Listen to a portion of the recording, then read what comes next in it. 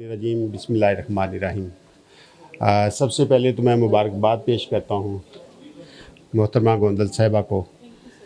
तो सिर्फ मैं शायर नहीं हूँ, लेकिन सिर्फ इतना अर्ज़ करना चाहूँगा, यहाँ पे माशाल्लाह आपकी तकरीब में बड़ी बड़ी शख्सियत तनवीर हाशमी साहब जैसे शख्सियत बैठी हुई है। शाह साहब तशरीफ़ मेरे सामने रखते हैं। अलावा मेरा ख्याल है लाहौर की जितने भी अच्छे शायर हैं, प्रोमिनेंट फिगर्स हैं, मुबारकबाद क्या मुझसे ही कहें कि वो सारे यहाँ पे तशरीफ़ लाए हुए हैं। तो मैं मैडम सफ़िया साहबा का भी शुक्रिया अदा करता हूँ कि उन्होंने हमें कॉल किया, हम हाज़िर हो गए। ये एक्चुअली हमारी प्रिंसिपल कह लें या ऐसा कोई ओहदा कि ये हमें हुक्म करते हैं और हम हाज़िर हो जाते हैं।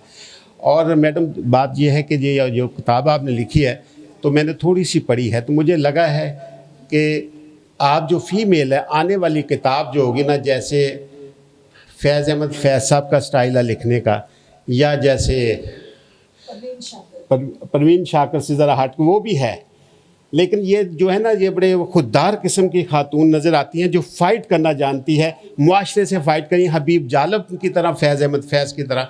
तो मैं आपको मुबारकबाद देता हूँ और मुझे उम्मीद है कि जो तीसरी जो किताब होगी तो यकीनन जितना आपने लिखा है, अभी थोड़ा सा रुक रुक के लिखा है, तो पर फिर बड़ा स्ट्रेट फारवर्ड लिखेंगे। तो I hope good wishes for you.